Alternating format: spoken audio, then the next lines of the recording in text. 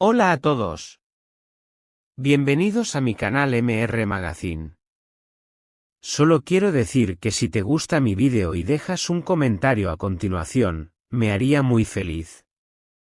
También puedes suscribirte a mi canal si te gustan mis vídeos. Gracias y comencemos el vídeo. La ciudad de Estambul, a esas horas de la noche, parecía un organismo que respiraba lentamente.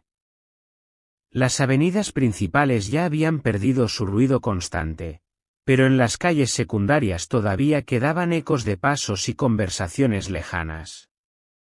Desde el balcón de su departamento, Slaturkulu podía ver el reflejo plateado del Bósforo a lo lejos, como una línea de tinta que separaba lo que había sido de lo que podría llegar a ser.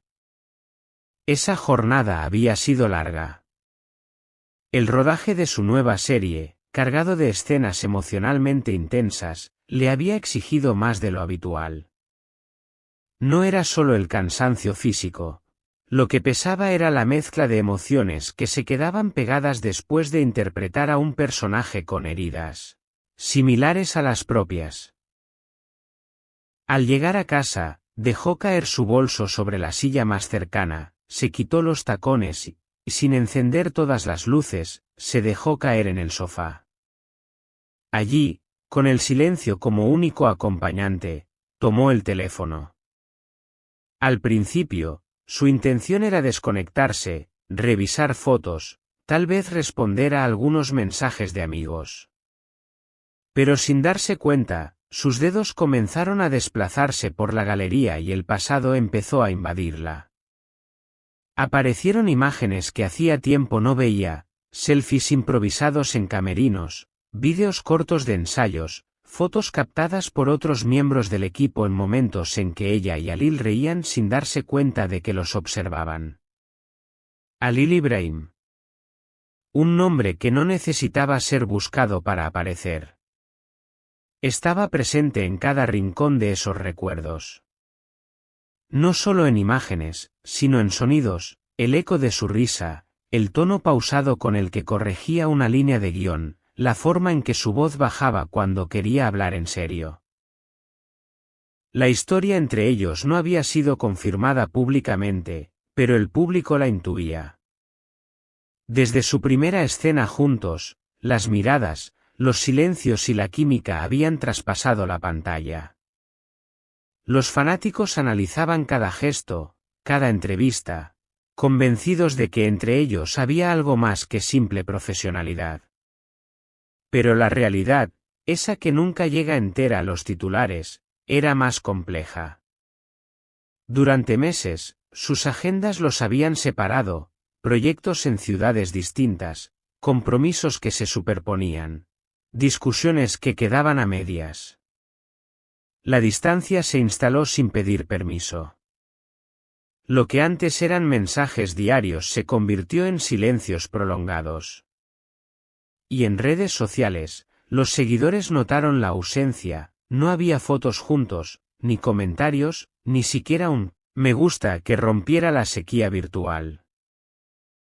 Esa noche, algo en el aire parecía distinto.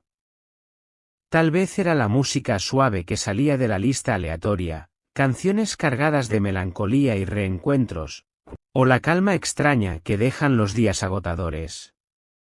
O quizás, simplemente, Esla estaba cansada de fingir que no le importaba. Abrió la conversación con Halil. Allí estaban todos los rastros, bromas internas en los buenos tiempos, pausas largas como abismos, mensajes educados pero fríos sobre algún colega en común. El último había sido semanas atrás, y era tan neutro que podría haber sido enviado a un desconocido. Sin pensarlo demasiado, escribió, te extraño. 3 palabras que le parecieron inmensas. No las adornó con emojis ni signos de exclamación. Era un mensaje desnudo, directo, imposible de malinterpretar. En otra parte de Estambul, Halil estaba en su cocina. Había terminado de leer un guión y tenía una taza de té que ya se había enfriado. Al revisar el teléfono, vio la notificación. El nombre, Esla Turkoglu, lo detuvo como si el tiempo se hubiera congelado. No era un nombre cualquiera, era el origen de muchas de sus mejores y peores emociones de los últimos años. Leyó el mensaje una vez. Luego otra. Y otra más.